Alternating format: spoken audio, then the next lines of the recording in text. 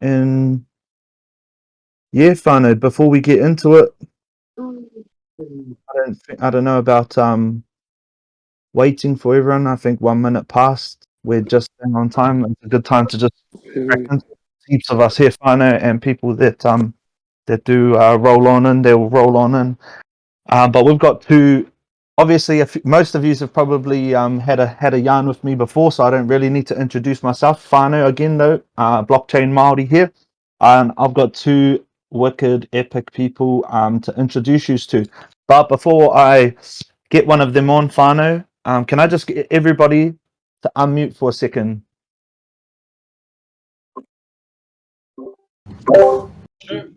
All right, so whānau, I'll to drop unmute up. I'll get some love. But I was just making sure they couldn't hear me. Yo.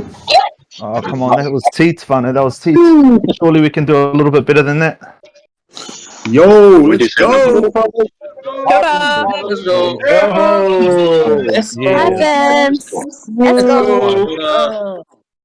Shot, whānau. For the last 2 days. For a sec there, I thought we were gonna be sitting there and everyone gonna be going like, "Hey, listen to this guy." Shot. Someone muted the bro up. But anyway, whānau, we're gonna just crack into it. Heaps of us are here. Firstly, I just want to mihi out to our admin, to the people putting the project together that have put this project together, everybody behind the scenes, for giving me the opportunity to jump in and call it all, and giving us the opportunity to be in this space and talk about basically anything crypto tonight or anything NFT. And we've got two mean as people, whānau, for us to ask questions. So a little bit of house rules, whānau. Try to keep our mics off, whānau. We will have times where we can jump in and have a few questions, but we want to try and juice these people as much as we can and get as much information out of them as we can for all of our new learners and the people in this space. Also, whānau, have fun. All right, but without further ado, I'm going to introduce firstly, Haycrypto. Sure. Kia ora.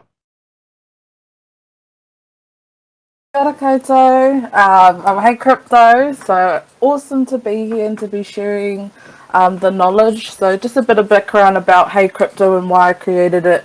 It's just simply to make learning easy, and how I found it so hard when I started in crypto. So like everything that I'm making is to help you fellas out, to help educate, to help, but piece all those pieces together and learn as a whole. So happy to be here, happy to share the knowledge, and let's go. Yeah, kapai, kia ora. And we've also got, I don't know, if you're a 90s kid like me, this fella, you grew up to this fella. You grew up to this fella on the weekends being our DJ and one of our comedians. So kia ora, Richie Likes Jpegs. Kia ora, what's up everyone?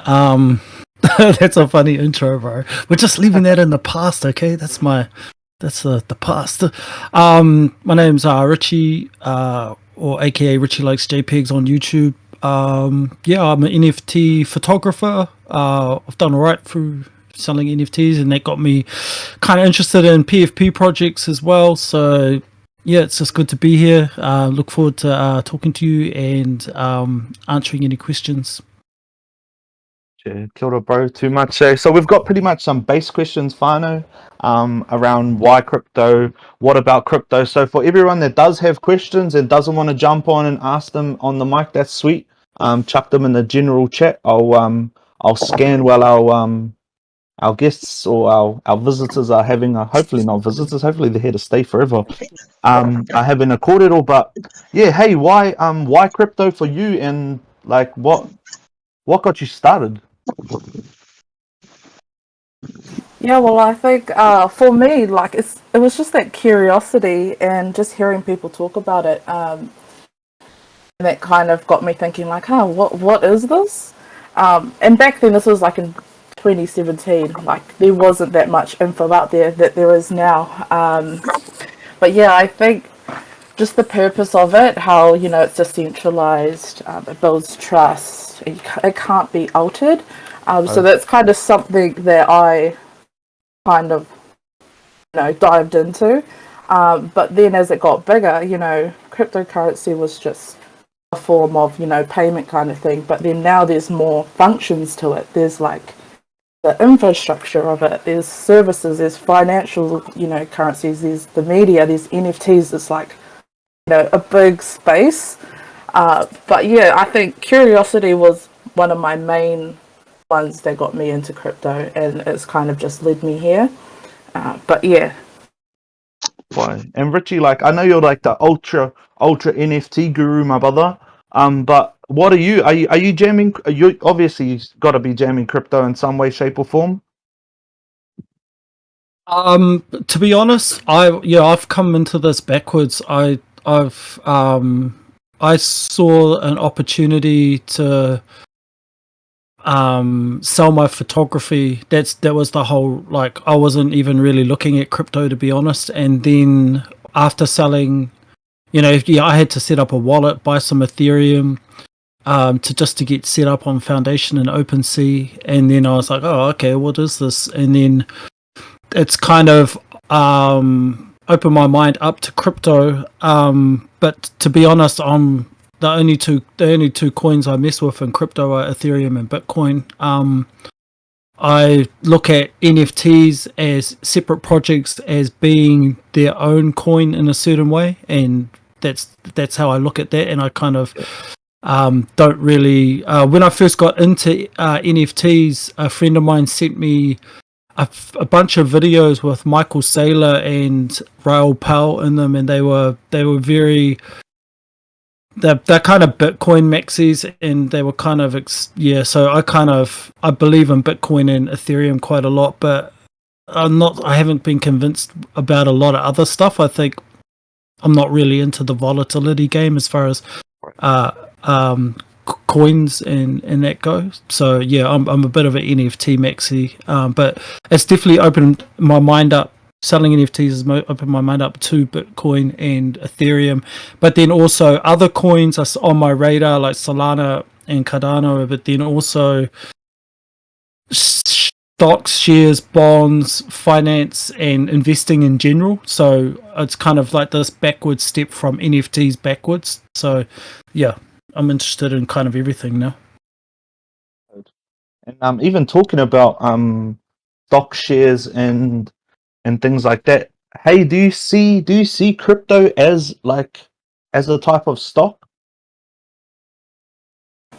Yeah, I actually definitely do. Like, you'll see, projects like VeChain and different cryptocurrencies that have, like, use case backings to it. So, like, just like the technology that can be embedded with, like, businesses, like what I said before with the VeChain, and how that could look in retail. And then there's different, like media, how will that look, especially with how shopping would go. Like, there's cool kicks as NFTs and stuff. How will that look as a physical object connected to NFTs? So I definitely feel like with stocks, it kind of represents, like, some cryptocurrencies and projects represent stocks already because they're a business and they have like business applications built on it. So that's my view on it. I don't know if it's like how long until you're going to start seeing it, but I definitely believe like blockchain technology itself is definitely going to be a key play in the future. 100%. Yeah, because I like see it as stocks. Like, Fano, if you're like you're investing, like if you've got sharesies, I do see crypto as something very, very similar to stocks, because Ethereum, like, or what even is Ethereum? Like, what is it? Oh, it's data. It's a blockchain. Oh yeah. So what does it actually take to have that all running? So it takes people. All right. So like what's actually going on? Like, they've got their offices. They're a business, or they're a they've got people working, or the bro that created Ethereum has got people working to create ETH.2 or 2.0 or whatever it's going to be called. So it's like a company, it's like a business. And I see it as like, if you believe that organization or that company or that business is going to create the technology that they're claiming that they're going to create. You know, it's kind of like, oh yeah, I'm going to invest in that business, I'm going to buy shares. But instead of buying shares, you get them as coins. You know, does that kind of make sense? To me, yeah, I would say I'm a bit too young in this to really kind of call shots like this is a share or this is a stock. I'm still learning about, like, this is the first time in my life since July last year when I got into NFTs that I've actually even cared about money and investing and even saving. So it's quite early days for me. So, but what I've been reading books about, or audio books about investing, and The Intelligent Investor and a few other books. What they've taught me mostly is that to invest in teams and invest in the companies and teams that are strong, not necessarily ideas or hype, but the teams. And so I find that stuff to be really kind of kind of where I'm coming from for a lot of my stuff. Like it's got to be, it can't just be like a great idea, because great ideas can come from one person, but one person can't necessarily execute that one idea. I honestly think you need good, strong teams that have almost got proven track records. That helps me make my decisions as well. 100%, definitely. I think that's it. Yeah, I think that's the rangaho, or that's the research that everyone kind of talks about, or not the only part of the research, but that's for some of the whapano that are listening that are new. When you hear everybody talking about like, oh, do your own research, I liken that to the stuff that Richie was just talking about like checking out the team behind the project, you know. And I even take it to the point of, is that somebody I look up to? You know, is that someone that I want to be like? You know, is their ahua or is their energy the vibe that I'm feeling, or is that the kaupapa that I want to be on? You know, so I look into that sort of stuff as well. So yeah, so there's a question that's come up in the general chat, and I thought I'd throw it in here, probably maybe, or for all of us really. But it's clarifying around gas fees. I'm not too sure. JK, I love you, my brother. I'm not too sure what part of gas fees. If you're there, maybe, are you there?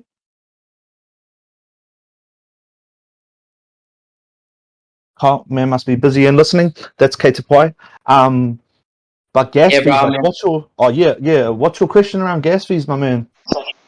Well, this is my first NFT project, bro. So I'm just anything really. What are gas fees? How do we calculate it? And yeah.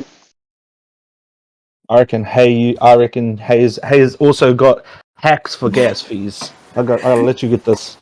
Yeah. So, like, when you think of gas fees, it's pretty much paying the miner to validate complete the transaction. So it can range, and it's usually really expensive if the network's really busy. So if people are minting at the same time, or something's going off on OpenSeas or what have you, that's when the fees are high. And so the fees are kind of low when there's fewer people making those kind of transactions. And so the trick of that is, when you are thinking of buying an NFT, to move it to your wallet during that not busy period time. But when it comes to mint, you just never know what it will cost or how busy it will be at that time. But a perfect hack you could also look up is etherscan.io gas tracker, and it'll come up with an average at that particular time of you can kind of estimate what the gas fees are looking like. So that's usually a hack I use, but at the end of the day, you've got to pay the gas fees no matter what, and do not alter your gas fees in your settings or anything, because sometimes it could take a really long time. So yeah, that's just my look on gas fees. If that answers your question, though. Yeah, that was awesome. Thank you. Hold on. So yeah, gas fees are to pay the guy that's making it possible for you to get that NFT, I guess. Richie, what's your thing on gas? Like, I know there's gas with moving. If you're playing with ETH, for NFTs and that, there's probably quite a bit of gas, and minting and things like that. Yeah, definitely. When you're buying NFTs, you got to pay a gas fee, and like Haycrypto said, it can be really busy and be up in the $200 to $500 mark, or it could be quite quiet and be around the $30 to $80 mark, US dollars. So for us in Aotearoa and even Australia and Asia, late at night is better to mint anything because America is asleep, and America are the biggest consumers of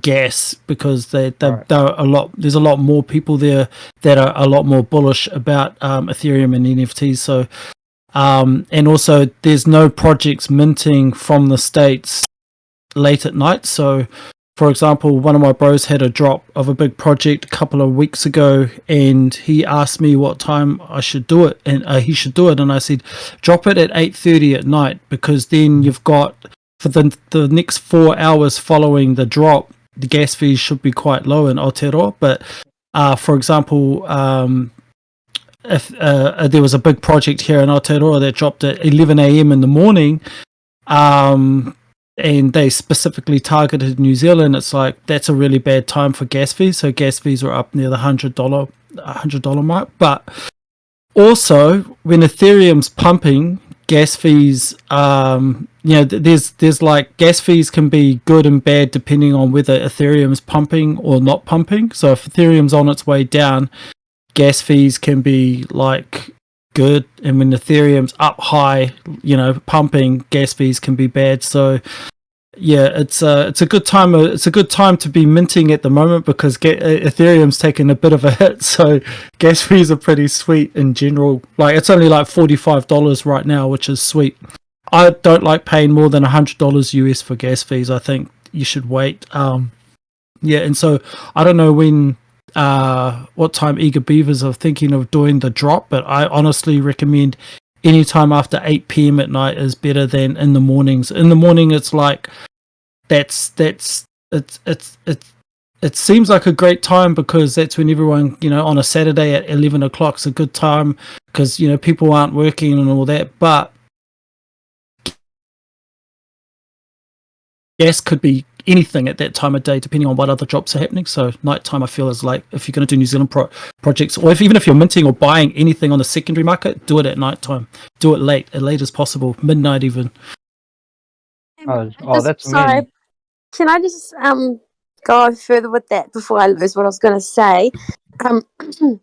Talking about gas fees, we wait for mint day, and is that when we get our NFT, and then on that day, or do we have to mint it then, or can we wait till the night time? Say if we got our NFTs in the morning and then we wait till night time, like you said, that would be the best time.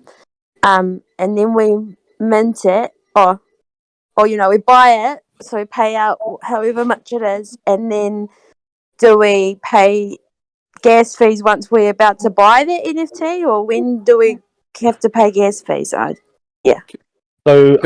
with the minting process of this, Rio gonna. Sorry, because it was.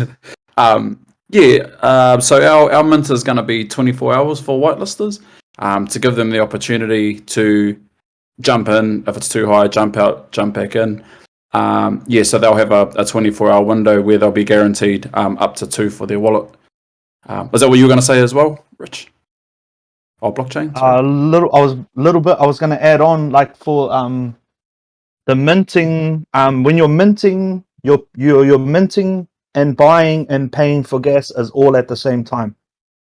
So all of that means one thing. So you'll be at like, so what Rio was just talking about from 12 to 12, any time between there, you'll be able to log on to the Eager Beaver website and click the mint button, and you'll buy, mint, and pay for gas all at the same time. Cool, bro. I'm just writing this all down. Thank you. Okay, to buy. Kia ora, Rio. Thank you for jumping in and throwing in there one. But I'm talking about these kupu, like minting, you know, because minting for our whānau out there, minting is just the kupu for buying, or the kupu for getting the NFT. And the minting process is basically hitting the mint button. Then you've got to authorize it. So it'll tell you how much the price is for your NFT. And then it'll tell you how much the calculated gas is going to be. Then it'll give you a total. And then you've got to you've already connected your wallet by now, but you're basically got to say yes to all of those things. So it'll basically give you the receipt first and tell you all the information about what you're going to do. Then you've got to approve it in your wallet for that to take place, for that to happen. And that's the minting process. And then the funds will go to the project and the NFT will be transferred into your wallet. And that's what the minting process is. But yeah, kupu, and I heard another one like bullish come up, Richie. Can we drop some kupu and school our whānau up on some of these kupu, because I know a lot of our people get confused with the word minting with DeFi or DeFi and kupu like that. So maybe Richie, do you want to explain what bullish is, bro?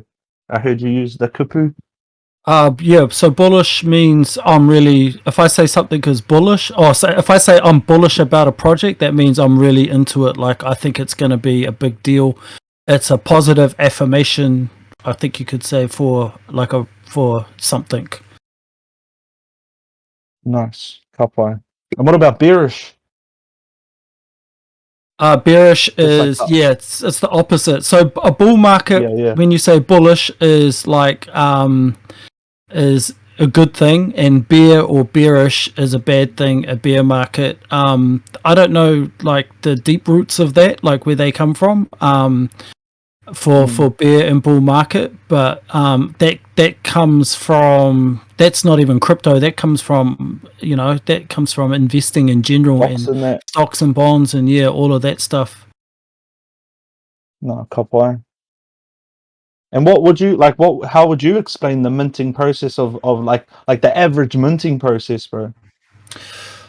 So yeah, you go to either OpenSea to mint something, or I mean, okay, so we're talking about on the day of the mint, you'll go to the Eager Beaver website, it'll have maybe a mint or connect your wallet. So you'll either click a button that says mint or a button that says connect wallet. Once you do that, it'll tell you that you can mint. If you're on the whitelist, it'll say you can mint up to 2, or you can, and then you'll click on 1 or 2, you can add 1 or 2, and then it'll give you on the website, it'll say it's going to cost this much. Then you'll click buy, and then it'll open up your MetaMask extension, like a pop down menu of your MetaMask, and then it will have what, like you said, the cost of the NFT or NFTs that you're going to buy, the approximate gas fees. Then you click on confirm, and then that's it. It then takes all your money, and then you're like, yeah, and then you got to then it'll say, whoop, you've bought this, and it could take a few minutes, 10 minutes, 20 minutes sometimes for it to appear in your if you go log on to OpenSea. After you've purchased it, go to OpenSea, log in with your MetaMask wallet. It'll show you your account. If you've set up your MetaMask wallet, you can go do that all now. Go to OpenSea, open up your account. If you haven't bought anything, there'll be nothing in there. But on the day after you've bought your NFT, go to OpenSea, connect your wallet, and then there you can view the NFT that you bought. But it could take up to 20 minutes for it to appear in your OpenSea wallet. Mean. Solid. And don't forget, Fano, do not forget, whenever you log in to a website like OpenSea or anything like that, make sure you log out, Fano. Make sure you log out. Hey, do you have any like words or terms that maybe, you know, we could deconstruct or crack open for our whānau, or some that, you know, people maybe hit you up about a lot? I haven't like heard any like much crypto. It's usually like, you know, NFTs, crypto, you know, just the basics of the basics, or, you know, what's Lambo, what does to the moon mean? And so Lambo, when people say Lambo, it means like, you know, whatever you've invested in, whether it's an NFT project or crypto itself, it's like you'll make heaps of money to afford one. So that's why when you hear that term Lambo, that's pretty much what it's referring to. Similar to the moon, when people, yeah. But that's all I've got. But also adding on to like the minting process, I know like if you're really new to NFTs, you know, you're probably thinking, what's a wallet? Like, you know, how am I going to buy this? And I think it's really important to set those up before you mint any NFT. So I did make a little bit of a guide on haycrypto.com as well that kind of breaks it down, because it is such a long process. And some people that are new to NFTs, they just think, oh, I can mint and then somehow connect my card to my wallet, and then I've missed out because I didn't know how to do it. And that's something I really want to, you know, emphasize, that, you know, you got to buy the Ethereum.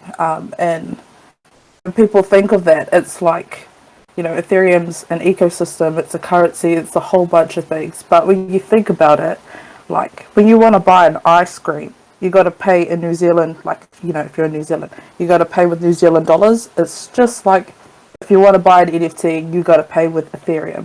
So that's kind of how you could look at it.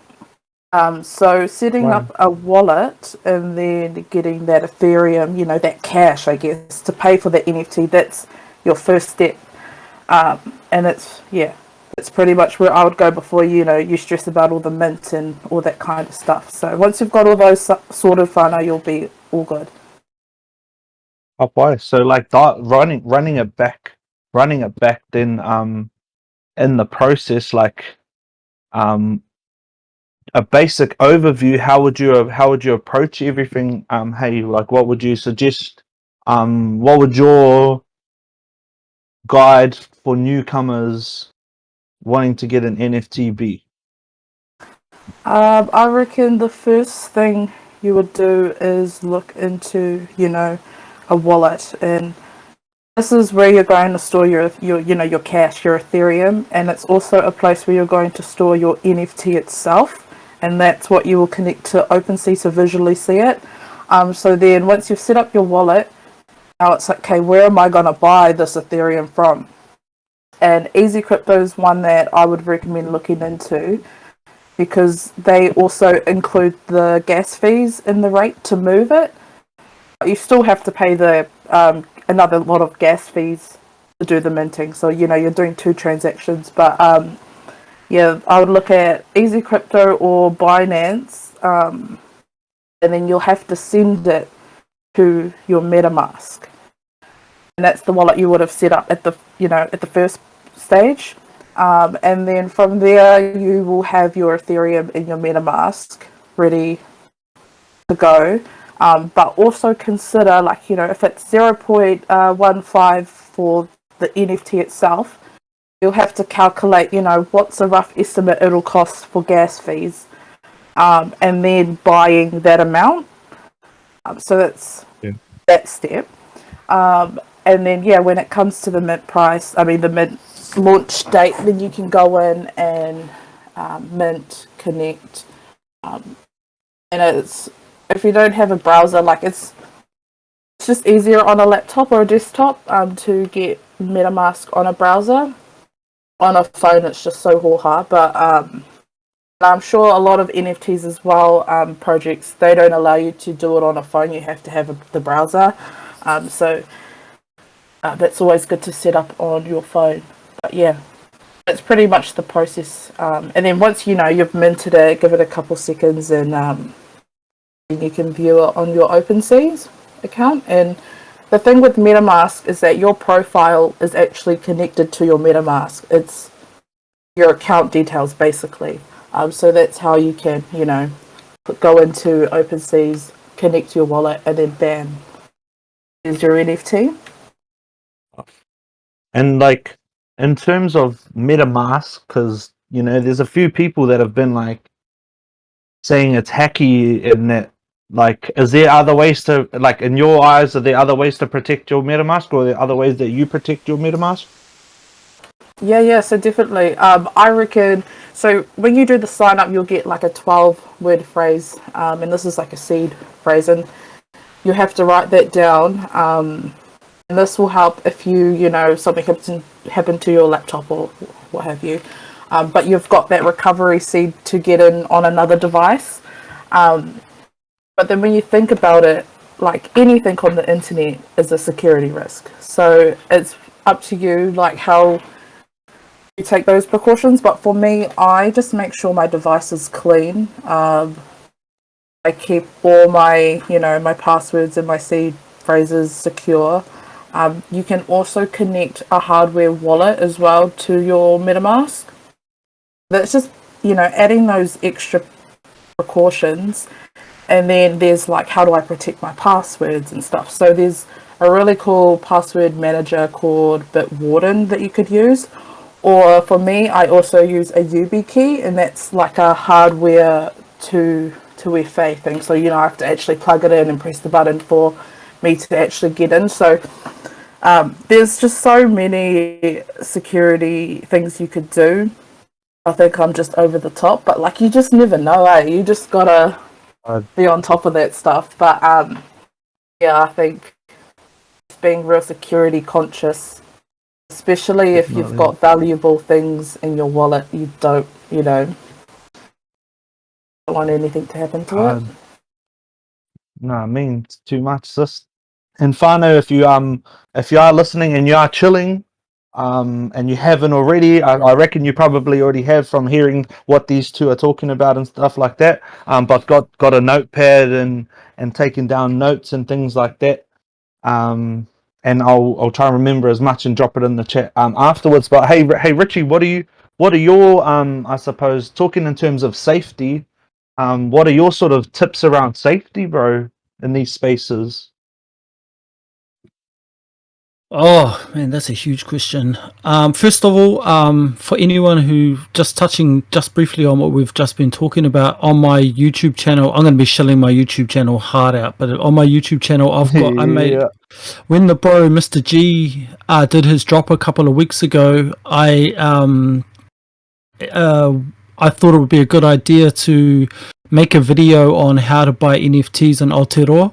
And that video, it says, I go to Haycrypto, I open up MetaMask, I show you how to click on something on OpenSea, and then talk about a few things. And also there's a link in that video description of another guy who goes a little bit more in depth into MetaMask itself, so how to get set up and do your seed phrase and all of that. So that video and the link in the description are both really, really good.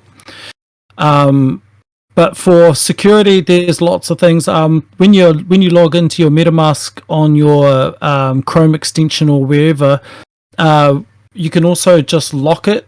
So before you walk away from your computer after you finish doing any transactions, you can click on the icon, scroll down on your kind of picture profile, and then you can just lock it, and that just logs you out. Or even better, you could just shut down all your browser windows. But you shouldn't.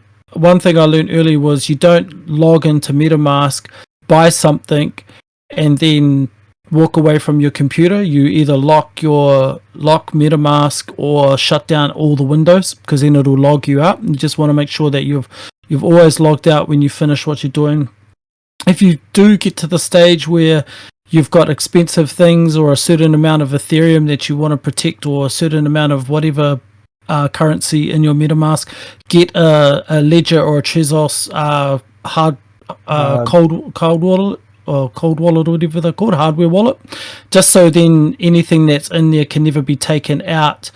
Never ever share your seed phrase with anyone. It doesn't matter if someone comes to you and they say they're from a team, there's no reason ever for anyone to ever need your seed phrase. So say for example the Eager Beavers Discord gets hacked and someone pretends that they're one of the mods and they say, hey, we're gonna do, they basically just scam you into believing that they're doing a stealth drop, and if you connect your wallet now and give me your seed phrase, I'll get you 5 for the price of 2, and we just need your seed phrase to help you. That's because and then also DMs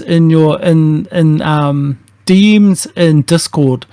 I turn my DMs off. I do not check my DMs, because if you ever check your DMs, like when I was in a bunch of different projects in their Discord, you get DMs every day of someone going, hey, I'm from the team, just trying to help you out, and it's just scams everywhere in Discord in the DMs. So never ever click on links from people you don't know in the Discord. I just don't check DMs in Discord. It's like there's so many scams that happen there.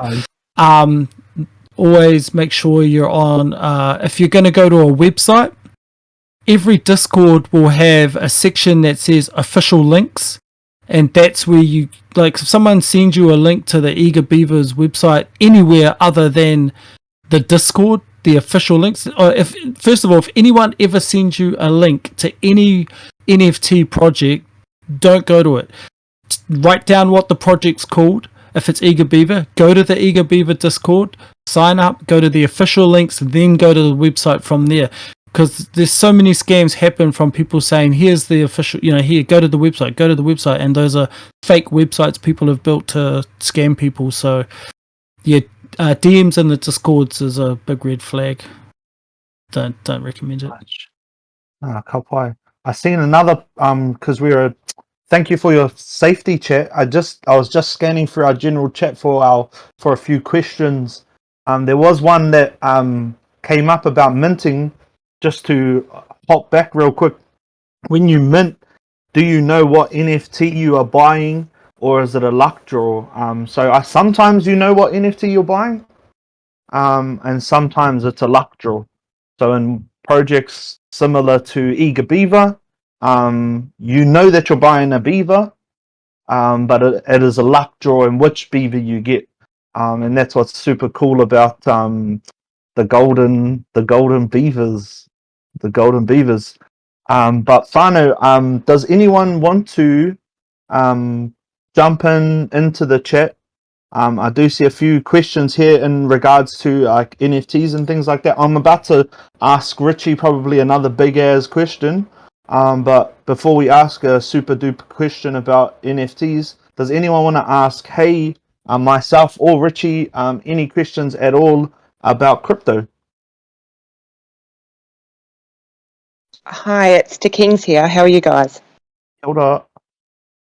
I just have a quick question. In regards to once we purchase it, obviously it goes through MetaMask. My confusion comes into every time I log into crypto.com or EasyCrypto or DeFi Market or whatever it is, it says connect your wallet, your MetaMask, and then it says, do you want to transfer your NFT? Is there anywhere that you recommend leaving that NFT? Because obviously they've all got a like account sort of thing, if that makes sense, like a wallet.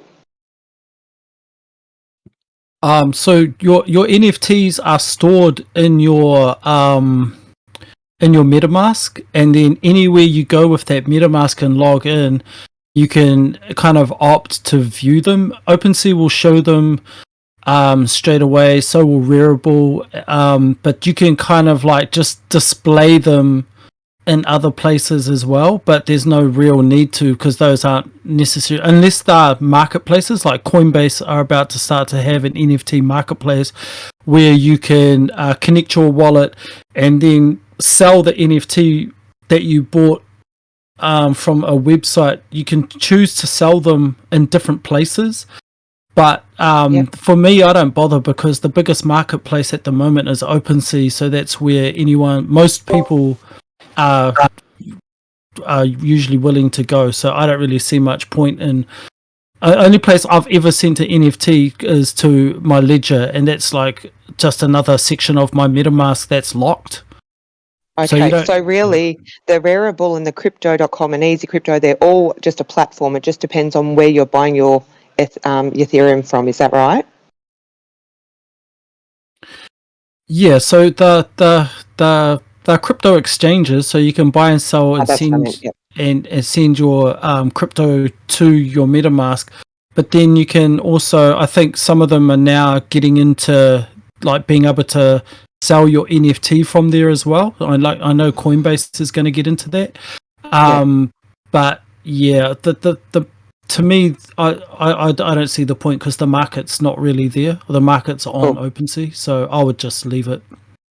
So just leave your NFT with MetaMask. So that's pretty much our main. It will always stay in it will always stay in MetaMask, and it'll just like it's like kind of hard to explain. MetaMask is its home, but then these other places you can sell it from there, but it's always technically in your MetaMask.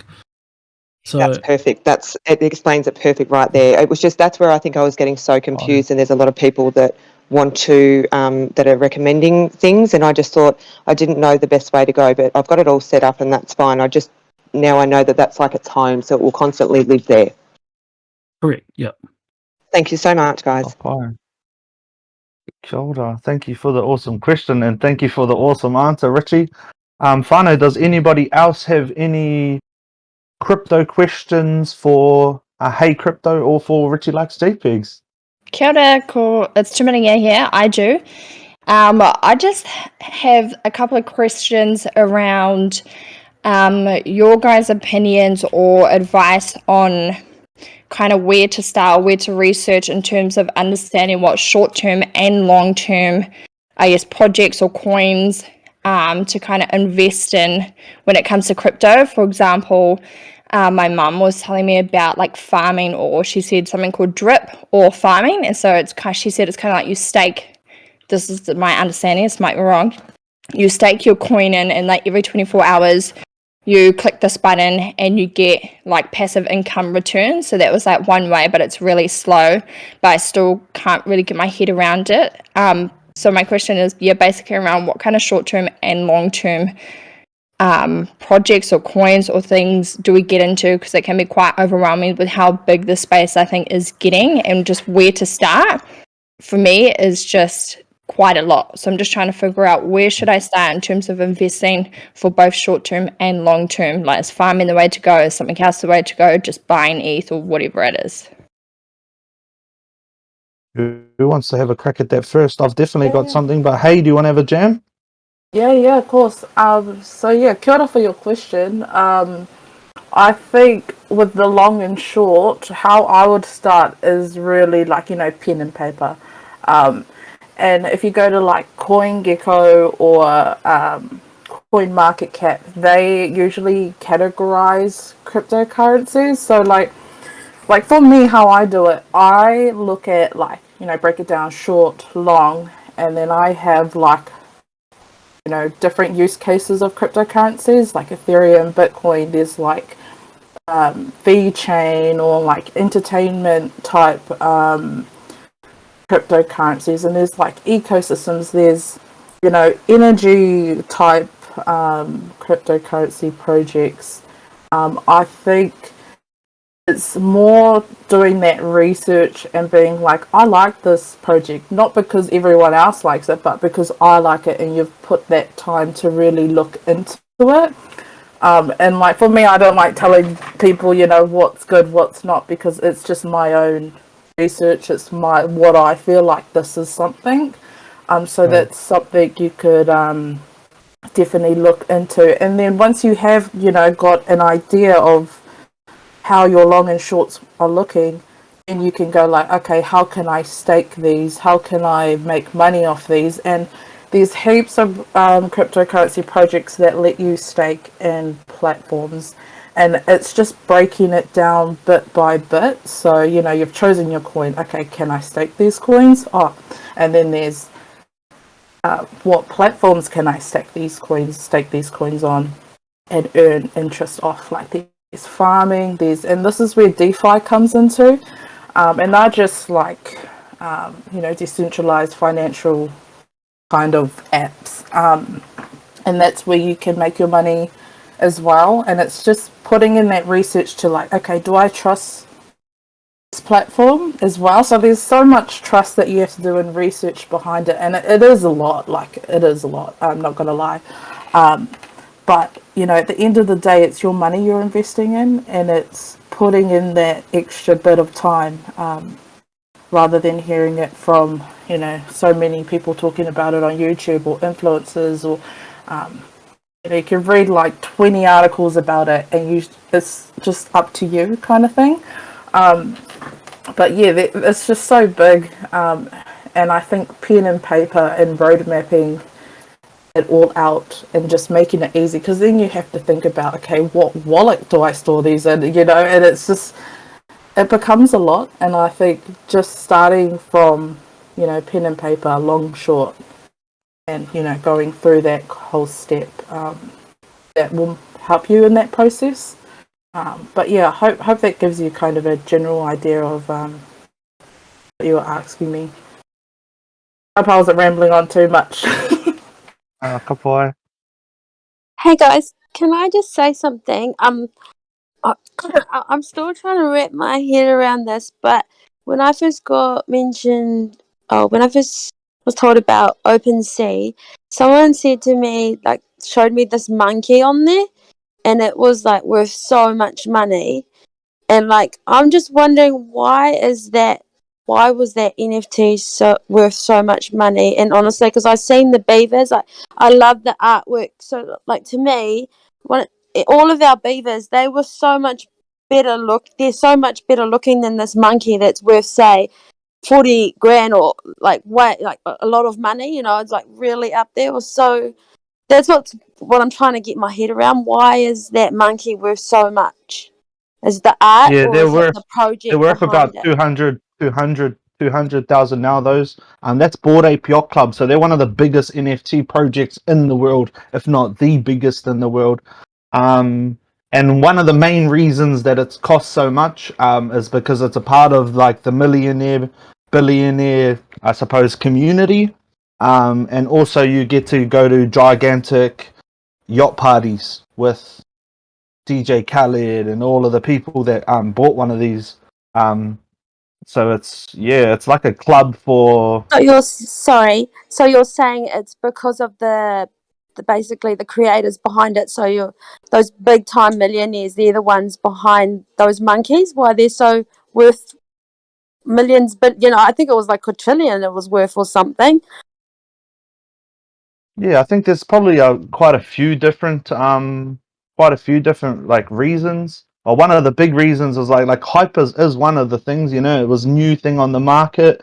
It's similar to like a pair of shoes. Like how come a pair of shoes is worth 20K? Oh, that's because that's Michael Jordan's shoe. So it's Yeah, very similar to that. It's very similar to that. I see it that way, but maybe Richie sees it a little bit differently. I don't know. So Bored Ape Yacht Club is the biggest NFT. Before that, it was CryptoPunks. So Bored Ape Yacht Club dropped about a year ago, and when they first dropped, they were 0.08 Ethereum to mint, so a couple of $100, right? And their whole philosophy was about community, and they had 10,000 apes, and you know, like 5,000 people had 2 apes each. But the whole philosophy was ape follow ape. So if you managed to buy a Bored Ape back then, instantly you'd get like thousands of followers on Twitter. And so it was like, oh, that's they only they went up to $1,000. It's like, hey, I could buy $1,000 and get part of this community, and 1,000, 1,000, 2,000 people will follow me. That's, those are real people. This is not like buying fake followers. This is like a real community. Also, with your Bored Ape Yacht Club, you got all rights to that ape. So that ape that you minted, you could make T-shirts and sell them. You could sell stickers. You could, and then also the alpha, the alpha meaning the knowledge inside the Discord. So if you're a Bored Ape Yacht Club holder, you got to go in the Discord, and it was full of people who knew what the next biggest project was going to be. So they all bought into Meta Hero, Pixel Vault first. They all bought Cool Cats first. They all bought Doodles first. So it wasn't just like it wasn't rich people at all. It was really, really knowledgeable people who had this amazing community, and with NFTs, community is everything. They weren't talking about the floor and how the bottom price and how much I could flip it for. They were just like, we're in this amazing group and we're here, we support each other, we follow each other. Ape follow ape is huge. If you buy a Bored Ape right now, you will get 6,000 people will follow you, because it's a lot more expensive these days, but it was a whole bunch of things, but mainly community and knowledge-based kind of benefits that made it so valuable in the early days. And then it just got to the stage where it was like so many people came into NFTs, and that just happened to be the project that was the first to kind of go, that's the project to be in. And regardless of the art, it was more about like everything else to the community and the knowledge you could gain from being in that community. So yeah, it was, and just they were so early. There was just perfect timing, kind of just like the perfect timing. And then yeah, like the bro said, it's hype as well. Like one pair of Jordans. You could buy a pair of standard Jordan 1s that are red, black, and white, and they're in every Foot Locker in the world, and they're $250. Or you could buy these kind of like very rare green, white, and yellow, and they're only in 10 stores all around the world, boutique, small stores, and those shoes are worth $20,000 each. Rarity and uniqueness and and hype. Same shoe, exactly the same shoe, same materials, but different story, different hype, scarcity, rarity. It just makes something a bit more kind of valuable. Sure, kapai. Kia ora, Richie. Thanks for jumping in there on that one too, Ehua. Te Miringa, are you still around? I want to roll it back to your question that you had, because it actually raised a couple of extra questions around staking and stuff. Yeah, I was just about to ask, so thank you for that. I'll just ask the question anyway. It was just about what would be some advice that you guys would give in terms of some short-term and long-term, I guess it would be investing strategies in the cryptocurrency realm. And I just said, for example, I know some people do like farming or drip, where you stake your coin and you get a certain return. That was my question about, what should we kind of look for in the crypto realm so we can have short-term gains and long-term gains? Oh, I think personally, in terms of strategy, a strategy here in Aotearoa is probably still under construction at the moment, to be honest with you. But I know that if you're going to look to someone for strategy, I would be looking in places where people are talking from 7+ years experience.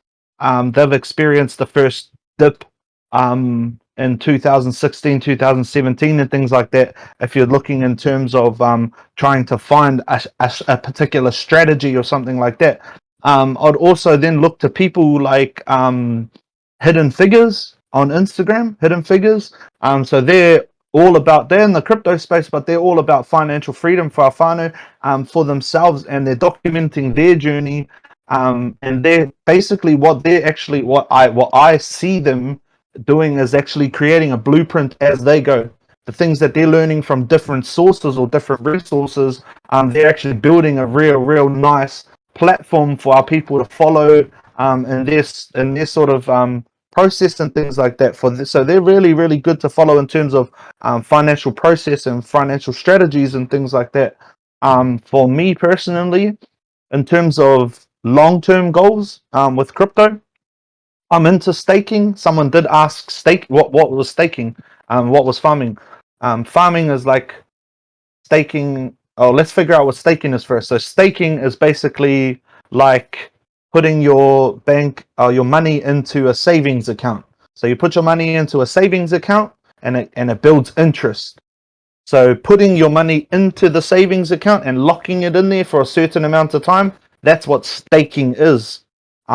The effect, or the repercussions, or what happens from staking is you build interest or you gain interest. They call them rewards. They've just changed all the names of the system to make it sound cooler. But staking is basically saving, locking it away, and you can't touch it, and you get interest, or you build interest, or you build rewards as you go. So for me, I use staking in my long term because I'm just a normal person. Everybody talks about having a big portfolio, and I do believe in having a big portfolio, but at the same time not having such a huge portfolio that it's hard to look after or hard to maintain or things like that. So sometimes you do have to scale it back and work with what you've got. So me personally, I can put away money to save, So instead of saving with my bank, I've opted to save in crypto. And I just save in crypto. I have a particular coin that I do like, and I suggest you find that coin. Research the coins and find the coin that you want to invest in as your saver. Most people opt for Bitcoin, like Richie, Bitcoin or Ethereum. Most people do that, and there's nothing wrong with that at all. If you can find, even just saving, putting away, buying in little increments of Bitcoin, and things like that.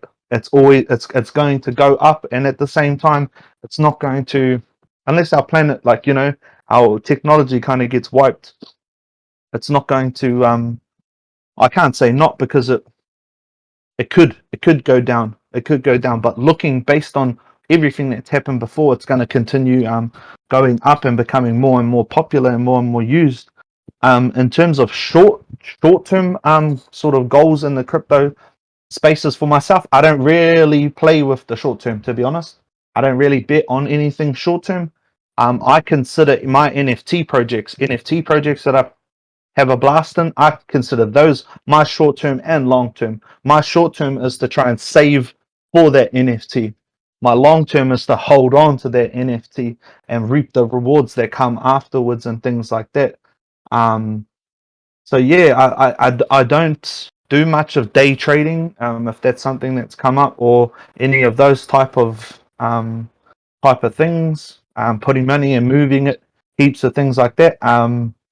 Yeah, but it is definitely a space that could be explored. You could definitely look into something like day trading, farming, and things like that. They are definitely spaces that are going to grow, but you definitely need to check them out. Research, like Hay was saying, research the platforms, these websites that you're logging into and connecting your wallet to and locking your funds into. Research. Try and look at the bottom of all of their web pages. Check their details out. Check out if there's another thing. Check out if they've got an address, if they've got a building, if they're located anywhere on the planet, things like that. So suss everyone out. Like, if you're going to give your money to anyone, or you're going to lock your money away with anybody, suss them out first. Same like picking a bank. It's exactly the same as choosing a bank, choosing who to bank with. For me, anyway. How does that how was that for you, Timiringa? Yeah, that's awesome. I think one of the things I'm trying to wrap my head around more so is maybe the reality of crypto at the moment, specifically in NZ anyways, or how it's still building, is that it probably is more of a long-term gain, because the reason why I'm asking, because I run a couple of small businesses, and when you in that startup space or that small business phase, there's a long period of time there where you don't get paid, or you don't make any money, so you have to find ways to cover your living costs and stuff like that. And so for me, I'm trying to look into crypto so that I can work on my parky the way that I want to, but also I can pay for my living expenses, rent and stuff like that. And I mean, like you did say, there is maybe day trading, and maybe that's something that I just have to have a conversation with someone else who may have a bit more knowledge in that area, but also maybe coming to the reality that the space at the moment in time may just be like a 6 month to a year, I guess, investment type of, I guess, profile portfolio. Why? No, that's awesome. And I think so there's also possibly Richie will even talk about it when we dive into some NFT stuff. But there's also flipping and stuff like that. But thank you for that question. I hope it did help. But I do think if you do want to make some daily mahi out of it, definitely look into the day trading and those sort of spaces. But I think it's time that we ask Richie this question. What do you reckon? Hey, Can I just before that, I just have Kapai. one more Absolutely. question, and it's Kapai if you guys don't want to share. My question is, would you guys be comfortable sharing some of the what's in your portfolio? And like, obviously we fully understand that it's not financial advice. Everything that we do is our own decision, but I feel like it would also be, I guess, a way for us to have a look at certain coins that trusted people are currently in, and then that's a point for us to kind of start, okay, this is why they might have invested in this project, or this is why they might have invested in this coin. So totally couple if you don't want to, but that's just my question. What do you think, Richie? I know you're a Bitcoin Ethereum guy. Actually, I'm just Ethereum at the moment. I tend to look at NFTs as their own coin, with their own kind of like, you know, volatility and potential. But so yeah, I'm strictly Ethereum at the moment. Is that something you're into sharing? Hey, Yeah, Hannah. a little bit Like, about your for me- portfolio. Like for me, I look into like ecosystems, because essentially that's where all these apps, all these different things like NFT projects, that's where they're all going to be built on. So this is where I look. Like, you know, there's Ethereum, there's Solana, there's Bitcoin, there's DOT. They're studying, they're looking pretty good, and then there's Matic, Phantom, and then there's Cardano, and like you can kind of see how they're going to be going. Like in the NFT space, like, you know, there's people starting to make projects on NFT projects on Cardano, and you know, gaming stuff starting to head off in Matic, and that's where I look. But yeah, that's all I'm into, is just looking at ecosystems and real case kind of projects. But yeah, there's so many, and like I can't name them all because I love so many. Like there's just a whole range, and like, you know, you just don't know if it will go up or down. But like if you do the Nagaho, you kind of got to trust yourself in a way. But yeah, that's where I look at, is the ecosystem. Turbo, Yeah. Kede, I thought I'd jump in quickly off the back of that question. For me, the first coin that I looked into was Bitcoin. You know, being the very first cryptocurrency that had success, because there actually was a couple of things that had come out prior to Bitcoin that didn't quite land, but Bitcoin being the most successful, and let's call it, say, the first one out. It was a good place for me to start, and then sort of every coin that's come thereon after has some sort of traits or attributes or what have you of Bitcoin, and then it all kind of started from there. So I think the start would be Bitcoin, and getting an understanding of the reason why that was created and why the white paper was released by Satoshi Nakamoto, and you know, the whole central banking system and the reason why they pushed out Bitcoin in the first place.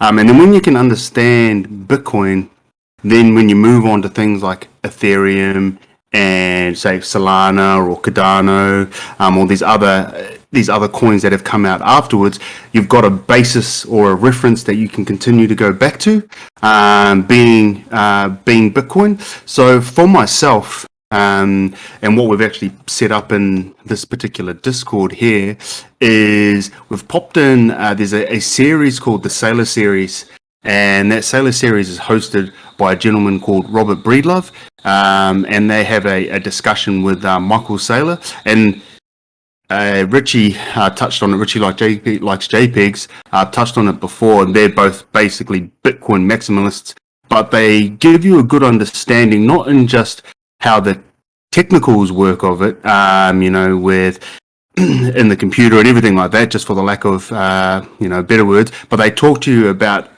the attributes of Bitcoin and why and they directly compare it to gold, and they call Bitcoin Gold 2.0, and they basically compare it directly to gold, and they give you all the reasons why it's so much better.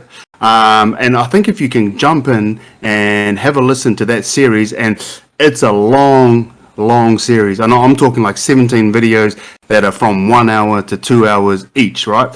But this space is going to be here forever, and it would be worth jumping in and listening to that series and getting a really good understanding of how Bitcoin works. And then once you've got that foundation, just like building a house, you build that strong foundation first, then you put up the frames, then you put on the roof, and you do everything like that. But once you get that strong foundation with Bitcoin, then all this other stuff like Ethereum and Solana and that will make a lot more sense to you, because you'll be able to reference back to one another. So I would jump in there. That's my suggestion. You obviously don't have to take that on board, but that's what I've done, and it really opened up the doors for me, and they explain it in a way that makes it really easy to understand. So yeah, I would jump in there. The video, the YouTube channel is called the What Is Money Show, and it's with Michael Saylor and Robert Breedlove. So yeah, that's my 2 cents, but I'd check that out for sure. Build kid. Boy, that was really mean info, actually, bro. And I really hope that helped out with the question. I think we're running a little bit thing. Oh, Kapai, kia ora. Kapai, we can't find that video. Sorry, I got the YouTube account down, but what? I'll chuck it in our general chit chat for us now, so everyone can go and have a look. Kapai, your kid shot. Yeah, and I was about to say for me too, Bitcoin definitely starting off figuring out what it is, figuring out here's a homework for you. Figure out the difference between Bitcoin and Bitcoin. And once you've figured out the difference between Bitcoin and Bitcoin, you'll be able to understand what coins you want to look for, and how to actually look for them, as opposed to looking to what somebody's investing in. Figure out why. It'll give you, and listening to what kids said and watching these sorts of videos and having a full understanding of what this thing is, blockchain, what Bitcoin is, will give you a better understanding of what you need to be looking for in other coins. So kia ora, kid, that was mean.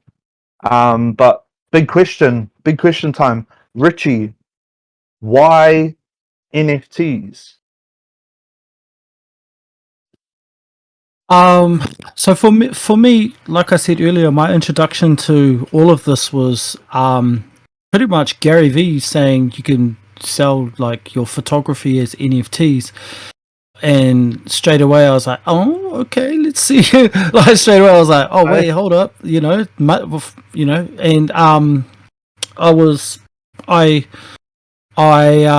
it's honestly, for if you're a creator and you've got any kind of file, like you make music, you've got JPEGs or videos, or you make digital art, I would honestly consider selling your NFTs is a great way to make money. I made more money on my first couple of weeks selling NFTs than I had any prints. I used to make calendars, and I just don't even bother anymore, because it's like they just the amount of money you can make is just it's really good. Like $300 or $400 a photo, and I sold like 6 photos in 2 weeks within a month of starting, and it was like, oh man, this is insane. And then I sold one photo for one Ethereum when Ethereum was pumping, so that was about 5,000 New Zealand dollars for one photo, and I was just like, what is going on?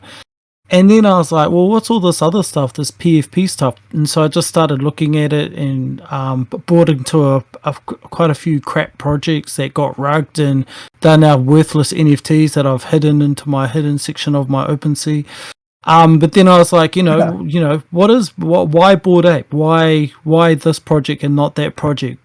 And then started looking into all of that, and I've looked at coins as well, and I would say that why NFT as opposed to as an investor. Obviously, as a creator, NFTs is just a no-brainer. If you're a creator and you've got you make some kind of digital file, whether it's an MP4 music, videos, JPEGs, whatever, you should be considering about selling your NFTs. But as an investor, for PFPs, it was like, okay. To me, compared to coins and other types of investments, I was already in the ecosystem. I was already around people talking about that. Photographers that I was looking up to. Hey, does the color of your picture mean anything or not? Huh? Sorry, brother. No, all good. So I chose NFTs is just something I can, because I'm artistically minded and a creator. There's a part of the PFP world that is, based on your decision is in the art. So I gravitated towards that. And then the second thing that I'm big on, when I was a hip hop DJ and all of that in Christchurch. I was a community builder. I held workshops every week. I got hundreds of people into b-boying and DJing, and was like one of the leaders of the Christchurch hip hop scene. And that part of PFPs is because the art is one thing, and the community is another thing. The team is another thing, and those are things that I could see that they were just easy for me to figure out and find, and like I just like the way my understanding of NFTs and of as an investment compared to a coin or a share or a stock or a bond or whatever. With NFTs, like there's the art is one thing, the community is another thing, and the team, those things. Two of those things, the art and community, I'm really big on in general as a person, and when I was a hip hopper, so I gravitate towards those things, and so NFTs is like a good choice for me because those are things I understand, and then I just had to kind of learn that to really know what those three things: the art, the community, and the team. The team part was the only thing I had to really school up on and start looking at, like, what does it mean for a team to be running an NFT project? And then once I learned that, it's a no-brainer. Now for me, like I said earlier, NFTs are the coins for me. NFTs are the different stocks, they're the different bonds, they're the different like shares. So that's why NFTs for me. No, I mean, bro. I mean. And so like what I really got from that was, to anybody who is an artist in any way, shape, or form, you should definitely be thinking about the space. If you are drawing on a piece of paper and you're mad at doodling, if you're a sick artist on the iPad, if you're a singer, if you're a songwriter, if you're a producer, if you're a barber, I don't know where barbering can come in, but it definitely can come in. Everything's going to end up coming in, and it's going to become general kōrero. But that also, your kōrero, Richie, made me think about a question that did pop up. I'm wondering if we could answer that one, and I think the bro's question. I think the bro was trying to ask a question. But one of the questions is, what's the difference between art and PFP? And I think the bro's question was, does the color of your NFT, I don't know in what context though, does the color of your NFT, maybe in terms of rarity, have anything to do with the rarity or the price? But maybe the first question will knuckle the first question. But what is the difference between art and PFP, bro? So PFP are usually huge, bigger, like projects, like 2,000 to 10,000, or 1,000 to 10,000, or maybe more, maybe less. And it's usually generated attributes. So they might have 50 different hats, 50 different backgrounds, 50 different facials, 50 different clothings, 50 different eyebrows, 50 different teeth, and then the computer will smash those all together and come up with 10,000 different combos of those attributes. And then those are usually like headshots from the shoulders up, so you can rock them as your profile pic, PFP profile pic, on social media. So Bored Ape Yacht Club, CryptoPunk, all of them, Eager Beaver, they're all headshots from the shoulders up of and then they're usually big projects with teams, and there's usually a utility, some kind of community, there's all this kind of extra stuff that has to go along with it. It can't just be just the PFP. It has to have some kind of, it doesn't have to, but it helps like with everything if it's got other attributes, or utility or community. And then with art, it's the utility is the art. It's just like one of one. Like for me, I'm a photographer. I don't do editions. I have collections. I have got like a Punakaiki collection, and it was a holiday I took to Punakaiki. There's 12 photos. I've got an Astro one-shot collection. There's a bunch of different certain styles of astrophotography that I did. Then I've got a Maramataka moon collection, which is different moon phases. So then you've got like, so you might be a musician and you might have 10 songs. You might have a collection that is the title is the name of your album, and in each NFT you can load up a song for each NFT, or even just an album cover for each song, and then you could have 100 editions and sell them for $50 each or whatever. So it's there's kind of like no rules. It's the Wild Wild West and the Gold Rush at the same time. But there's also like the big difference between is basically the size, and because usually an artist is one person and they're just doing it all themselves, and there's not usually a utility other than the art. And the PFP thing is relevant because everyone has a social media account where they can put this PFP.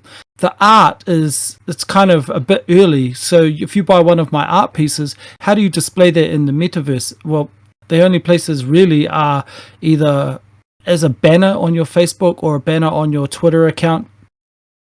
But the future of the metaverse will be these rooms, and instead of having, so Meta, Facebook is getting set up. The future of the social media is going to look different. Instead of having a profile pic and a banner and then a feed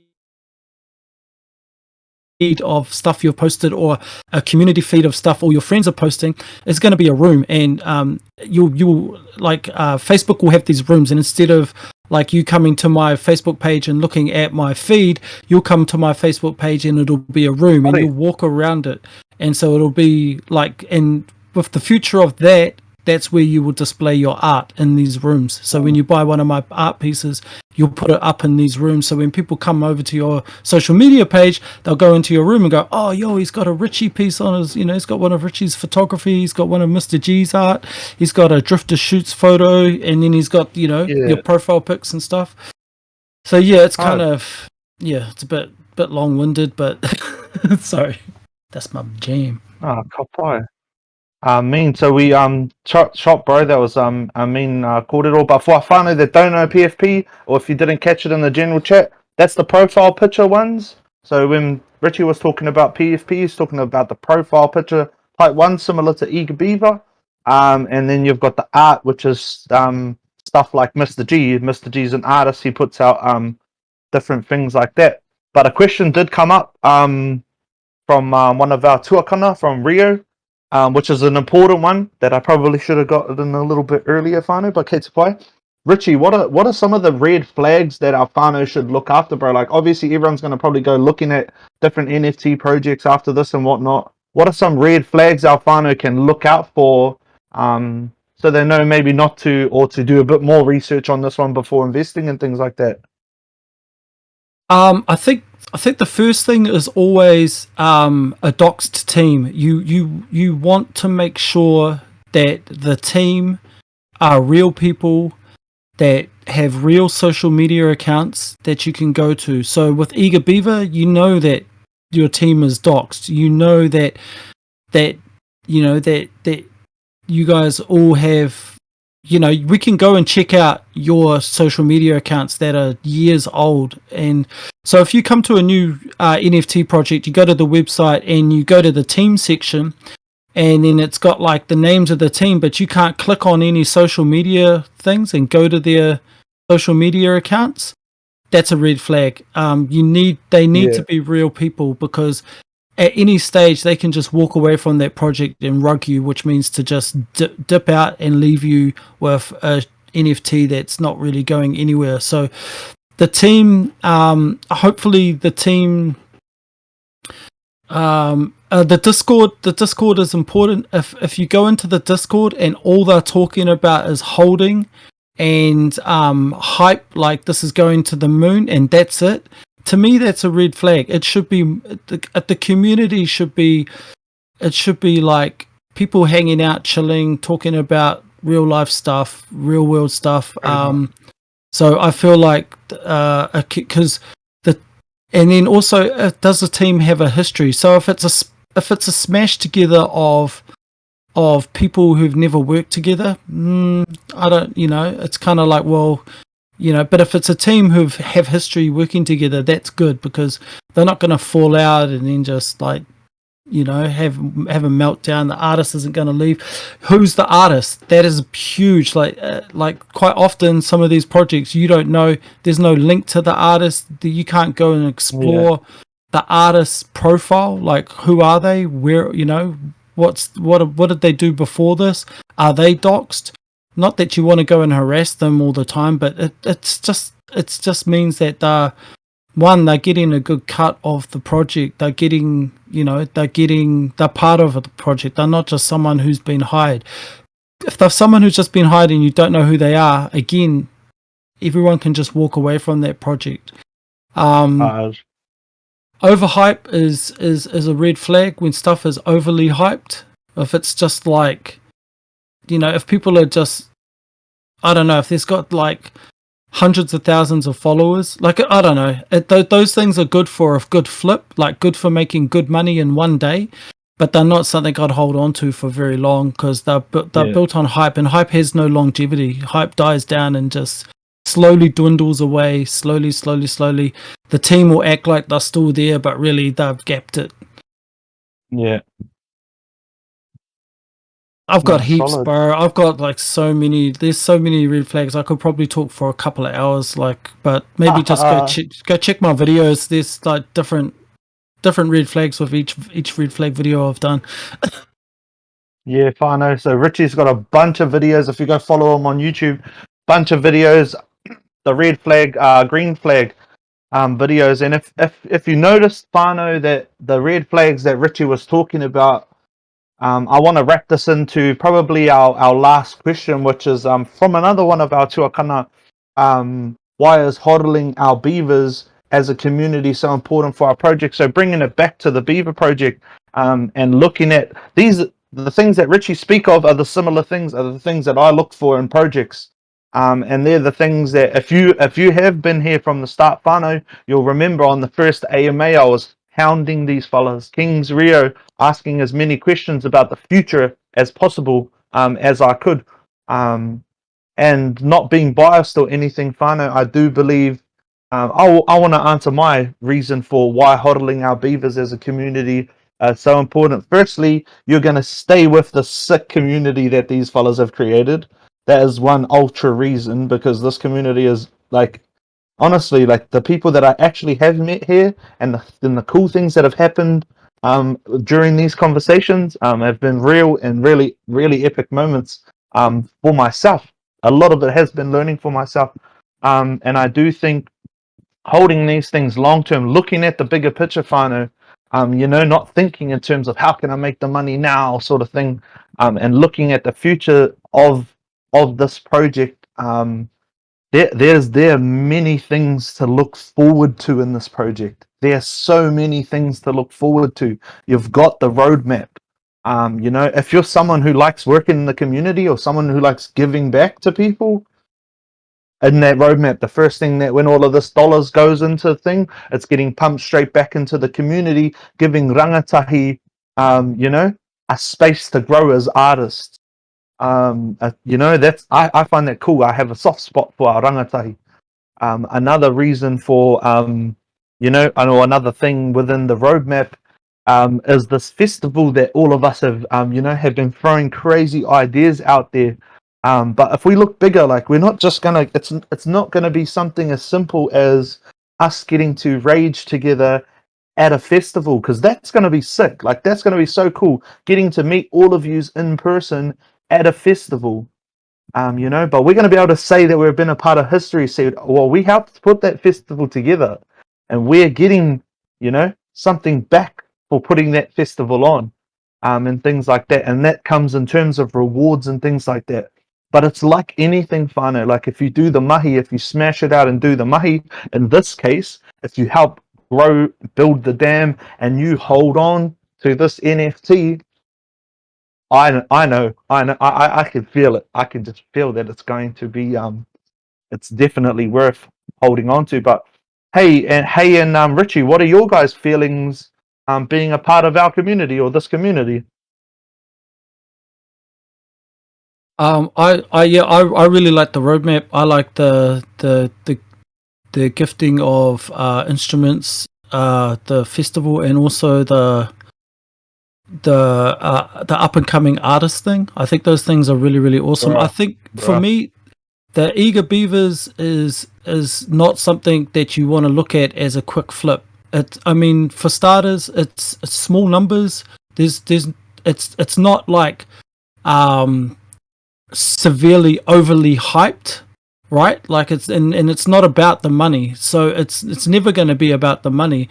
So I would look at it as like a VIP pass or like a membership to an amazing community that if you want a quick flip, there's projects out there that are like American based, 10,000, overly hyped, and even locally based, like and then you just go in, you get on the whitelist, you flip on the first day, because that's when the most money can be made, and then you get out, and then you go, and then you have your long-term players like Eager Beavers, where you're just it's like for me, buying into Eager Beavers is going to be like that's just like a community thing. That's like where like real cool stuff is happening, and you feel like you've contributed to something bigger than just this money thing. This, because NFTs has become like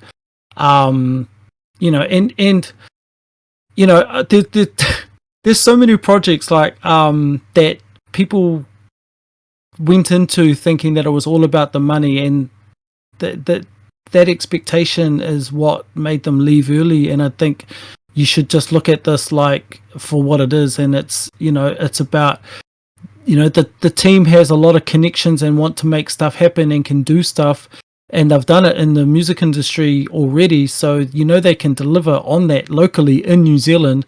It's not like people from overseas saying they're going to do something and that they don't really have a connection to here. I see, I'm trying to be really diplomatic and not like diss projects that have come out recently that overly hyped themselves and then just people like didn't get out of and could have made like 2 or 3 ETH, and then like now it's just dipped so much. But for example, if you want to make quick money, here's what I did. I got on the Invisible Friends whitelist. I grinded so hard to get on the Invisible Friends whitelist. I bought for 0.25 and sold for 10 Ethereum on the day, 2 days ago. And then I don't, because I don't there's nothing in that roadmap that makes me want to stick around. Those are you can go and do that stuff, but I don't think that's what this is. I don't think, I'm not saying that one day you couldn't flip your eager beaver for, 5 Ethereum or whatever, but it's not going to be on the day. It's not going to be a quick flip. It's not going to happen, fast, if that's what you're thinking. So I think if you get into this, it's for that real community. And the funny thing is the NFTs that end up doing the best are the ones that have the best communities and teams anyway, but you have to be patient. Like Bored Ape Yacht Club, it was, it took a long time for it to really start mooning. Doodles, Cool Cats, heaps of them. It takes weeks and weeks and weeks. So people, be patient. Be patient. There's other projects out there you can do a day trade on, but just be patient with this one. Do it for the right reasons. Kia ora, Richie. Mean guys. And hey, what do you think about holding on to the Beavers? What's your take on that? Yeah, like pretty much like everything Richie was saying, I was like, yeah, like yep, like clapping. But hard out, like I think it's just such a niche project, and it's also like, community is everything, and the fact that New Zealand music artists and like New Zealand, you know what I mean? Like it's just like it's not. You just have more trust in it, I guess, in a way. But yeah, I'm 100% into like kaupapa driven projects, and especially giving back. And like, I'll look through like all the projects popped up, I'll have a look, and then there's like nothing about giving back. It's more like, you'll have one in a 10,000 chance, or like one holder will get 10 ETH. Like it's just, you can just smell the money, like you can smell like it just doesn't smell right. So yeah, pretty much, what Richie said, the purpose behind it, and the kaupapa behind Eager Beavers, like it's mean, it's solid, and no, I actually like it. Why, kia ora. And I definitely I can't agree with both of yous more in terms of this project. Like even personally for myself, like I'm just a normal person, funny. I'm like not some like everyone like there's heaps of people like, oh yeah, blockchain this, blockchain. And I'm like, to be honest, I picked the best name at the thing for me. For months and months ago, I was like, yep, I'm choosing this name, bang, and it aligned with what I want to do in the future. It's putting me into spaces. This community is already putting me into spaces of the stuff that I want to do in the future. And I know that other people have had meetups. The ladies have meetups, things like that, and have made friends and been put into spaces, been able to talk to people like Kings, Rio, Stan, and all of the brothers behind this project. Being able to talk to them, being a fan of their music for ages. And then being able to talk to them and have a yarn and being given the opportunity, like that's only scratching the surface of the possibilities within the project like this. And then you've got our Tuakana Rio telling us and Kings telling us they're starting with music because it's their forte, but it doesn't end there. And if you actually think about art, whānau, art can be literally anything. Art is such a vast, huge galaxy of different things. Being a barber is an art. It's an art form. They create art. Anything, weaving is an art. Technology is an art. Being able to code things is an art. Literally everything is an art form, which actually opens this project up to the possibilities of virtually anything. And we will have, 2,000, roughly 2,000 odd people behind this project.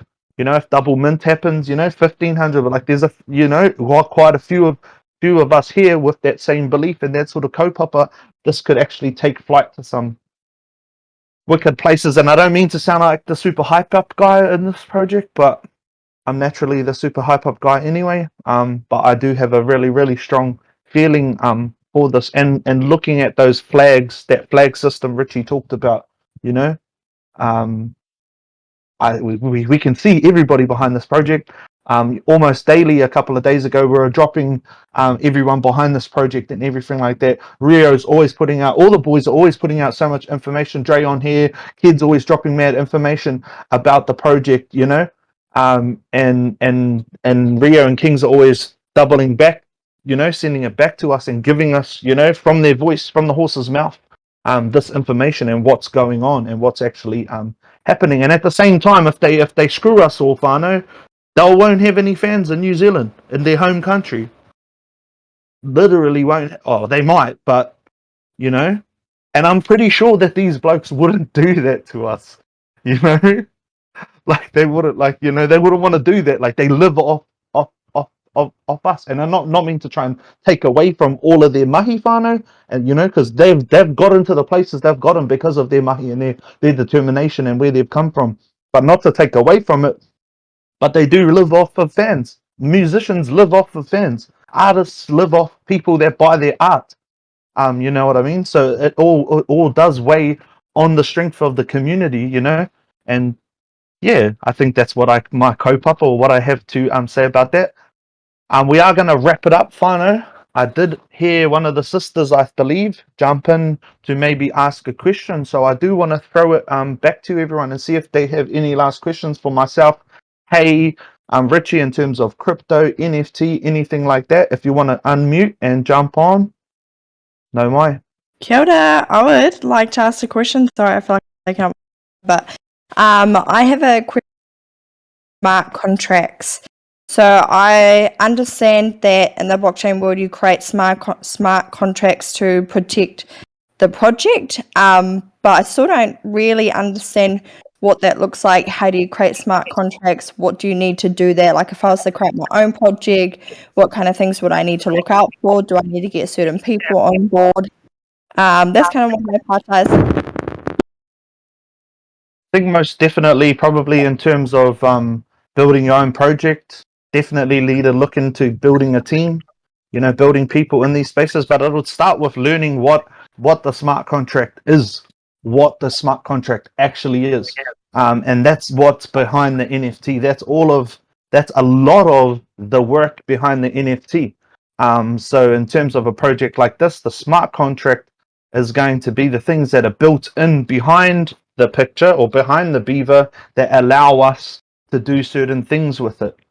So the smart contract is basically the life or the technology that is behind the NFT itself and everything that it does. Can you touch on a little bit, maybe if someone wanted to start off in smart projects, guys? Yeah, smart contracts they're quite intense. But basically they're just like digital contracts where you have like milestones that need to be met for something to kind of like be fulfilled, and then it fulfills it automatically. There's a website called cryptozombies.io, and it's a course on how to like how smart contracts work and how to like it basically teaches you like how to develop your own smart contracts, but also, you know, if you want to learn about smart contracts and on that level, you've got to learn how to speak Java and JavaScript and all of that stuff. So it's quite intense. If you want to do your own project, yeah, you want to have a Solidity developer who knows how to do smart contracts for you. You need a community person, you need an artist, you need someone to run it all, like the head lead, and you need a moderator for your Discord, and probably, you know, 2 people on community, 2 people on Discord's even better. Like, the more people the better. You know, and a really good developer. But if you want to just kind of see, I mean, you can just go to YouTube and go, what is a smart contract? And it'll tell you the most basic. Then you could just go, what is Solidity? And Solidity is like a program where you can create them and stuff. But it's pretty intense. I tried to learn it and I was like, oh, okay, I'll just stick to what I can do, which is the community stuff, building and YouTube. Apply. No, Yeah, hopefully that helps.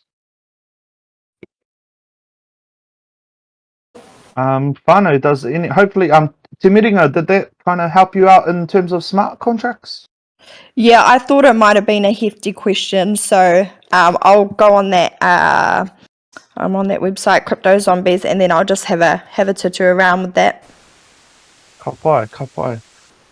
Kia ora whānau, does anybody have any questions in terms of crypto NFTs for Haycrypto and for Richie?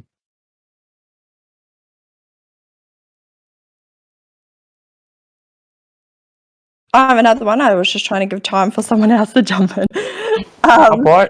Just for you, Richie, you kind of touched on flipping NFTs a little bit there, but what would kind of be your top 3 things that you would look for? Because I watched a couple YouTube videos and I thought I knew what I was looking for, and I invested in one that I thought I was going to flip, and it just did not go the way that I thought. So obviously good learning, but what would be your top 3 things that you look for when it comes to flipping an NFT, not hodling? So the first and the biggest thing is to get off Instagram and go on Twitter. Instagram is full of ads and full of like people targeting people that are kind of into NFTs with like really bad projects. You want to go to Twitter and follow as many Bored Ape Yacht Club and crypto punks as possible, because those people have been deep in the game for a long time, a lot of them. There is and then you also just want to be on you want to try and find the NFT community on Twitter, because what they're talking about is what's going to blow up, because that's where the big money, that's where the people who are already, you don't have, they're the ones who've been doing this for months and months and months, so they've got the money ready to go. And if they want something, then it's going to blow up. So Invisible Friends is one that blew up huge just 2 days ago. Today there was one called Wonder Pals. It minted for 0.08 Ethereum about 7 hours ago, and now it's at 1.3 Ethereum. So that's like, that's a huge amount of money. That's like that's like a 10x easily. That's more than a 10x, right? That's like a 15x in 7 hours. So where do you find out? You're not going to see Invisible Friends hype on Instagram. You're not going to see Wonder Pals hype on Instagram. You're going to see all of the stuff on Twitter, because Twitter is kind of, first of all, that's the biggest thing I can recommend is get on Twitter. It's where it's at. It's and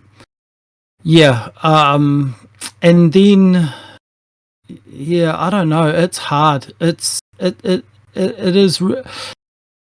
It's because everything's hyped, like, and then okay, so for flipping, you want to flip on the day of mint. So so for example, what happens is the drop will happen, say, this morning. Within the first hour, if it's an overly hyped project where not everyone could get on the whitelist, and then people went to the OpenSea to buy off the secondary, and straight away there's going to be people who missed out on OpenSea trying to get it as cheap as possible. And then for the next kind of 3 or 4 hours, it's going to go up, up, up, up, up. And then you're going to see a little bit of a drop off, and it'll drop off. It'll go down, down, down right up until the day of reveal, because when you first mint your NFT, it's just like a standard picture, and there might be 2 or 3 days before you actually get to see the NFT that you chose and everyone else's NFTs. Just the day before reveal, it'll go up a little bit more, and then on reveal day it'll drop, because heaps of people will get the shitty ones that they didn't want, the non-rares. Everyone wants the rare one, and when they don't get it, they drop it. And so the best time to flip is on the day of mint, for everyone who missed out and is willing to pay 4 or 5 times the mint price because they're just FOMOing in because they, you know. And then the second thing I would do is, or third, would be to learn how to read OpenSea. If you go to OpenSea, there's 4 things at the top of every page. It'll have like items, and it'll be like, so how many things in that project, so 10,000 or 8,800 and whatever, right?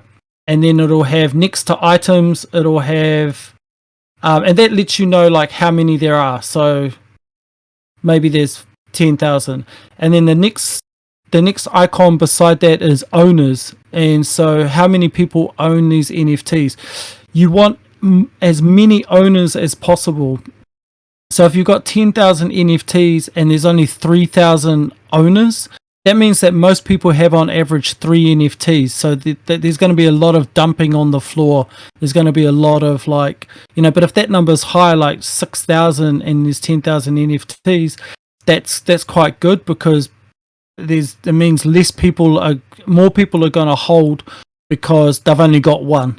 So they don't want to get out. It's risky. What if the project pumps? So they're holding.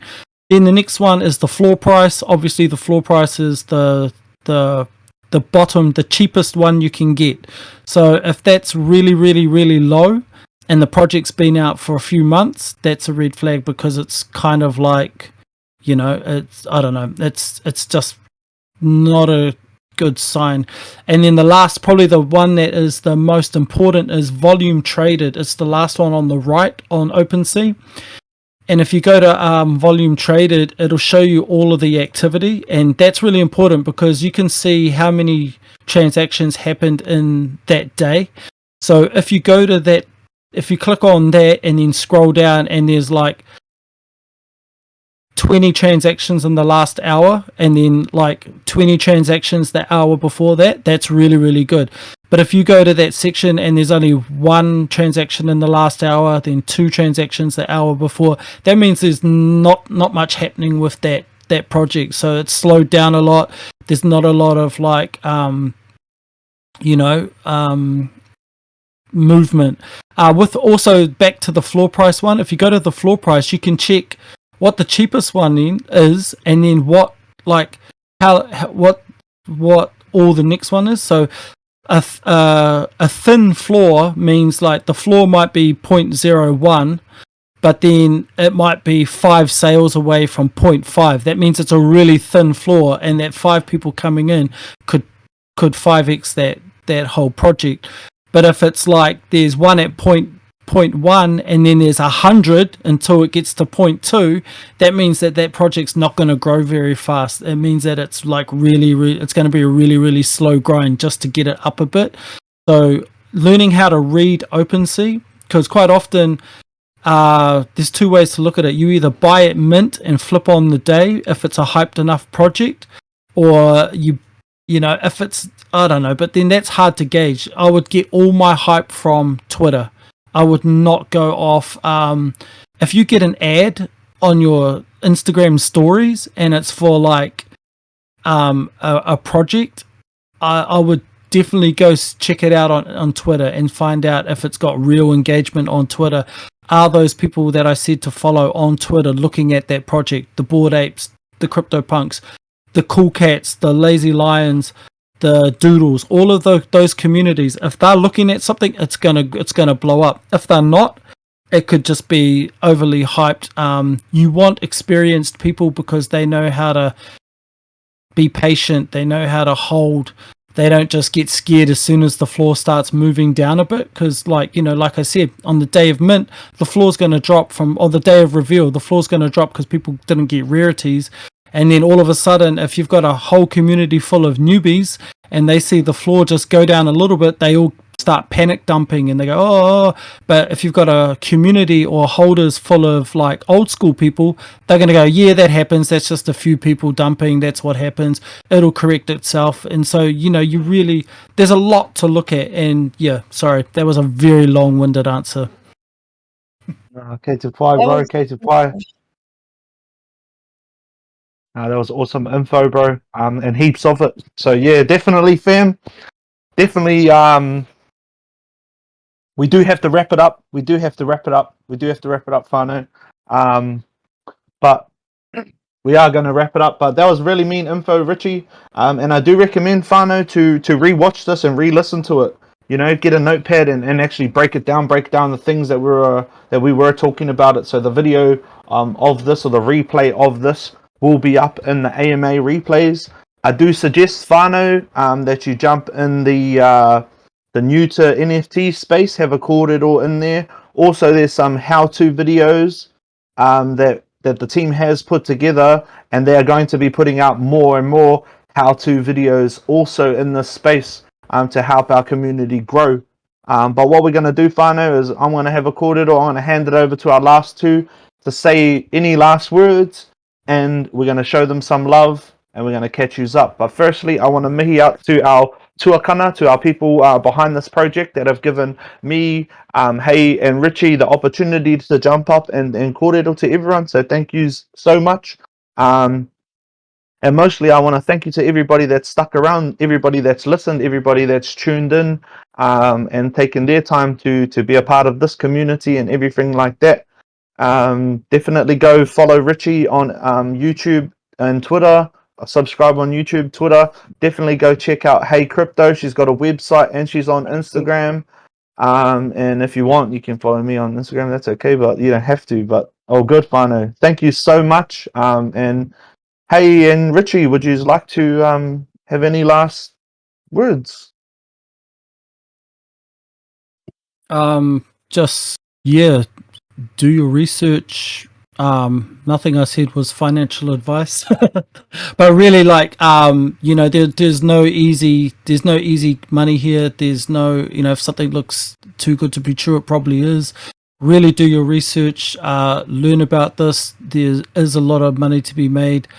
But there is also a lot of great communities to join, and I think Eager Beavers is one of them. Subscribe to my YouTube channel. There's a couple of red flag, green flag videos there where those projects have come and gone, but the way I explore NFT projects, I think is the real knowledge there. It's not necessarily those projects I'm talking about. It's like how you need to look at things. But yeah, and get on Twitter. Follow me on Twitter, Richie Mills _ETH, or all of that stuff's on my I'll drop something in the general chat so you can all follow me. And thank you. Thanks for having me, everyone. Thanks for inviting me. I know it's risky to bring me on after, I'm the guy who tends to do a lot of red flags. It's like, you got a good team when they ask me to come on, because then that's like, well, I don't know. He likes to drop those red flags, and that's risky. So, I take my hat off that there's a few projects that could have brought me on and helped them out, but they were probably too scared that I was going to be a bit too brutal. But it just goes to show that this project cares. So yeah, thanks for having me, guys. Thanks for having me too. It was awesome. What I would say mainly, research is the biggest thing and take away from it. And also baby steps. Don't, rush into it and overwhelm yourself. Just take your time. But yeah, check out my Insta. I do a lot of posts based on what people want to see. So if you have anything in particular, hit me up. Like, doors always open.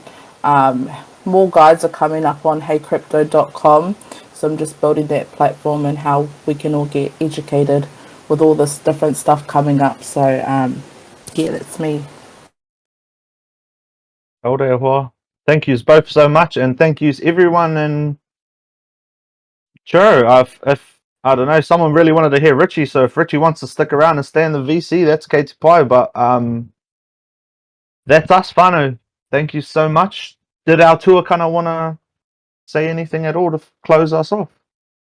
Kid, Rio, Dre? Yeah, kia ora koutou, and kia ora brother blockchain. I just wanted to jump on and firstly acknowledge both of our guests, Haycrypto and Richie Loves JPEGs. And yourself too, brother blockchain, for facilitating tonight. I know there was heaps of value shared tonight, and I know that our community is stoked. And not only will they be stoked, I know from watching the chat that they're feeling a lot more comfortable about the space and where they're heading. And that's credit to you three. So just on behalf of the project, I just want to say thank you very much. Just really, really appreciate it, whānau. Cheers. Nā koutou. Kia ora tātou. That is us. Have a lovely night, and I might see you in another 5-10 minutes and jump back in here. Kia whānau. And everyone want to show them some love? Unmute and hype up, or what? Let's go. Let's go.